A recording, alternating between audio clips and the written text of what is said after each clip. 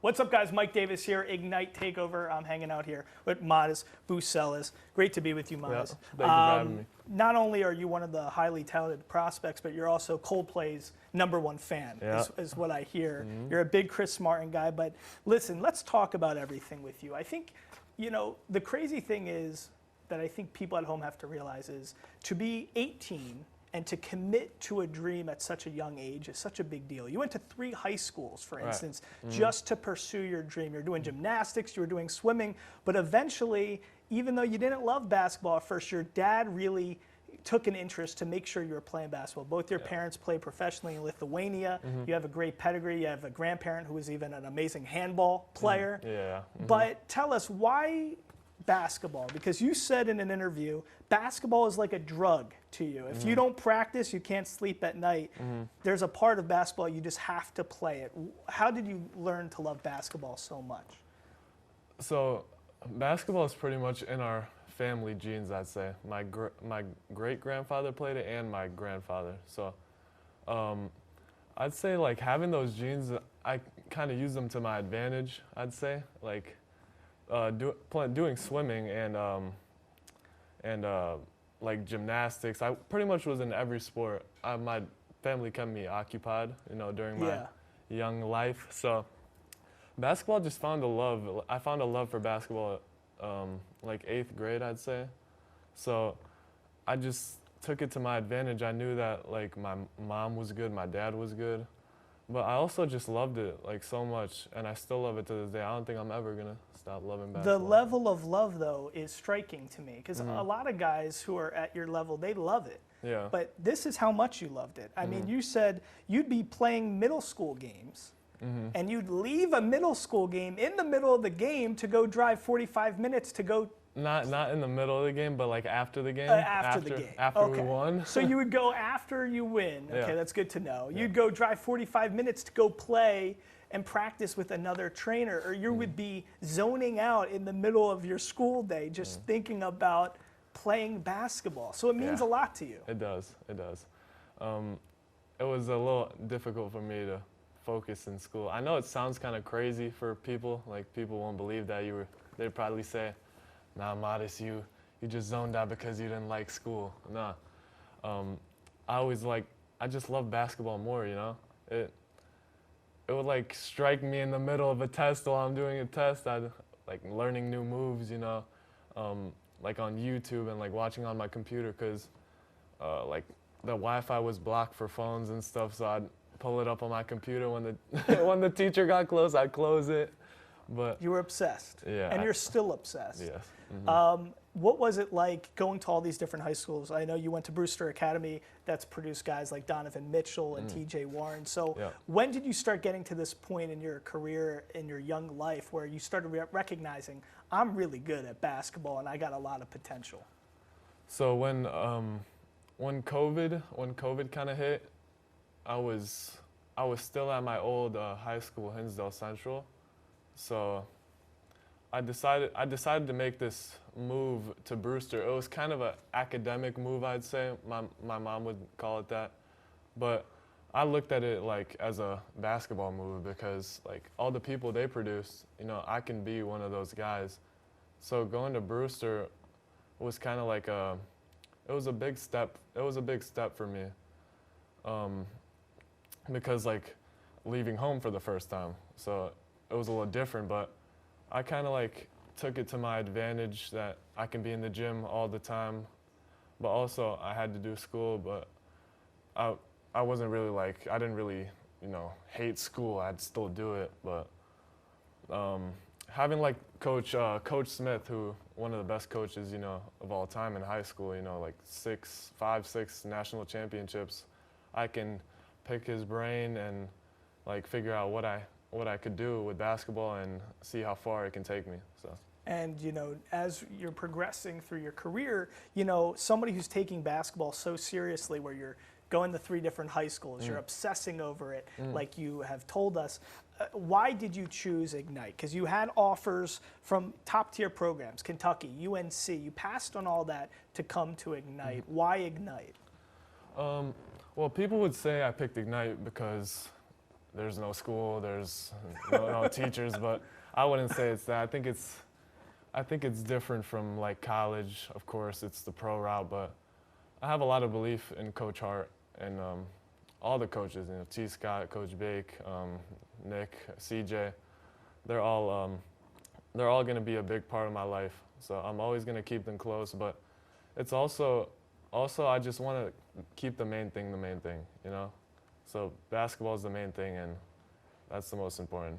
I like that. Keep the main thing. And where have you evolved already as a basketball player just by being with the Ignite? Where have you seen your game take leaps? I'd say like physically, being in the weight room with Coach Ernie, my whole body has just progressed. I've gained like 20, 25 pounds in the past like 4 or 5 months. So physically I've changed, but also like my mental aspect of the game is a little different. The way I approach it is, I've always approached it with like, I always got to be in the gym, but that's obviously it's still, the same. But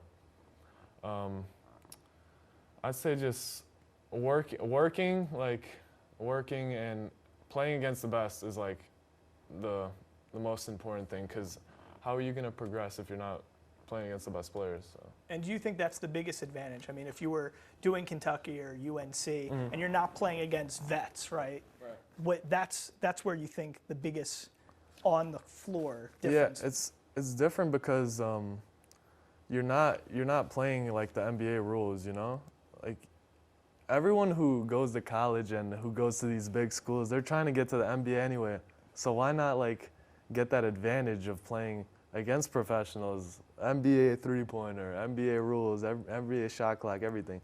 So it's just about being honest with what you want. Exactly, yeah, exactly. I like that. And so let's talk about that. So I think, you're right now, from what a lot I've seen and read about you, I mean, there's a lot of advantages to your game. You really fit naturally for the way that the league, the NBA, has evolved throughout the years, being 6'11", having, being able to finish with both hands, ambidextrous, and having that shooting ability. Tell us kind of where you see your game fitting at the next level and what you bring to a team and an organization right off the top. Yeah, I don't think it's going to be really, I mean, it could be a big change, it couldn't, but I just say whatever team I go to, whatever role they tell me to play, I'm going to play that role to the best of my abilities. And talk about the Ignite in particular, because for a lot of people, I think understanding that, yes, the Ignite, you want to win as a team, but it's also an organization that's kind of constructed to help guys like you, Ron, Darlin, Almanza. It's about getting you guys to the next level as well. How does that kind of unfold as an organization? Because it's a unique thing for the average fan to understand. Yeah, it's a little bit different to understand, I'd say, because like of course we want to win, but we're also trying to get to that next level. It's the coaches like they're not going to get fired because they're not winning. They're there to develop you and just help you overall on and off the court, I'd say. Okay. And let's talk about, a lot of comparisons to Durant, obviously, with your build and kind of your game. But your favorite guys are Paul George and Luka, I hear. Growing up, who did you really, emulate and try, who do you see yourself as a comp at the pro level most in your own eyes? Yeah. I don't really like to compare myself to anybody. I'd say I take a small like piece of everyone's game and just like kind of put it into my game, I wouldn't say I'm really comparing myself to anybody. I like how in this interview with GQ, which, if you haven't seen it, you got to go read it. First of all, you're a good model. How was the modeling situation for you? You like that? That was a little different, I'd do it again, of course, I'd say, but I don't know. It's just not me. But I think I think I could do anything if that's how I was raised. I can do anything, but it's a little different from just being a basketball player. So stepping out of the box was good. I like how honest you are and how much you're very frank. You said, what, I want to be recognized. Like you want to be a superstar. And explain that innate want, because I think a lot of people have the God-given abilities, they have the pedigree, having, you know, parents who play professionally and great-grandparents and grandfathers who played and grandmothers, but you also have to have that desire, that one. It's not just being, you know, born and blessed with those abilities. Right. It's about that desire. So what is it about you that just, you want that superstardom? Yeah, I mean, a lot of people can have like that, you know, God's gift ability, but at the end of the day, that ability will only like take you so far, you know? So just working and just trying to progress every day will like you'll level up like so easily, you know? So having that God's gift ability it only lasts so long for some people, you know? What have you learned most from your father, Idis, right? Your mother, Christina. What have you learned mostly from them? Well, from my dad, I mean, I used to, like after playing like a bad maybe AAU game, I'd say, or even like a showcase, like camp, I'd kind of be upset, you know, driving in the car and my dad's like always with me. So he'd say, you know, there's always a tomorrow, Modest. So you wake up tomorrow, the sun is still there, you know, the sun comes up, you know, every day. So, you know, that's what I learned and he kind of instilled in me, I'd say, is just wake up tomorrow and go do it again, you know, don't just give up. And what have you learned most from the veterans, right, on the team? The Pargos, the Yeah. Stocktons, the Jenkins, the Gilders. What have you learned from them? From them, I learned. It's very simple, I'd say. You know, it's not very difficult. You just gotta continue to work. That's all it is. It's literally just work. I love it. How does somebody who has such a bright future, is so gifted already at such a young age and has so much promise, how do you stay humble? How do you keep yourself amenable to advice and teachings from coachings, from vets, from all that kind of stuff? Well, I say this a lot, but it's true. I think you can grow and become better all the time. It's not, you know, it's not just about hooping and playing basketball. You can get better in all aspects of your life. So I like learning a lot of new things, you know, about my body. I've been looking into that a lot, like how, you know, bones grow, what nutrition you need to take to be a professional basketball player. So learning new things is going to be very important for me and for the next level, NBA, this level, and, you know, just learning. So. Where are you in a year from now? A year from now, I believe I'm going to be in the NBA and I'm going to be a good player, I'd say, and helping my team win. How important is it to you to be the top pick of the NBA draft? I mean, it's important. It's for sure important for me. If you're not trying to be the best at something, I think you shouldn't, you know, be doing it. So. And what is it like being on a team, not only with the vets, but then having the Almanzas, having the Hollands, having the other guys who are these other top-tier prospects? How does that push you guys to become better, having that kind of, you know, competition? Everybody on the team has a different aspect of their game that they're really good at. So I'm kind of seeing like what everyone's good at right now. Like Ron is really good at finishing and, you know, going through contact. So I'm learning from him. Ethan is like high IQ, like one of the smartest players I've seen. Even like Dave Stockton, his IQ is off the charts. I mean, so I learned from him, like John Jenkins shooting, like how Bobo rebounds, how aggressive he is. So right. So everybody's got something that separates exactly. them. So what is the thing that separates you? Separates me, I'd say, is I can do it all on the court, I'd say. And, I love it. Yeah. A couple fun things. It looks like you and I, the one thing we have in common, we don't have a lot in common, Modest, especially not height, not hooping ability. We both lived in Chicago for some time, but we're both scared of heights. Oh, yeah. How scared of heights are you? Have you ever been on a roller coaster? At 6'11", are you allowed to go on a roller coaster? I've never been on a roller coaster. No, I remember my mom used to beg me to go on roller coasters. I was like, nah, I think I'm gonna stay on the ground with my 2 feet. But I would say I'm kind of like trying to get past that fear of heights.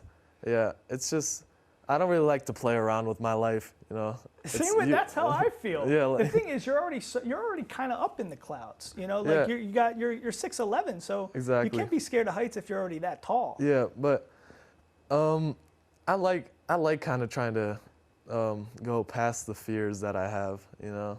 Just I can't live with them for all my life, but I just don't like playing around with my life. I'd say I feel the same way. I want to be alive. same with me. How about Vegas? How about Henderson? How are you liking just everything outside basketball being here? Outside basketball it's great. They treat us really well. The apartment's amazing. We have Lifetime right next to us. We can go to the pool, you know, do anything. So the living is amazing here. So it's good, and they give us a lot of food. So they treat us well. Okay, here we go. Last couple things. Coldplay. Why Coldplay? Why do you love them so much?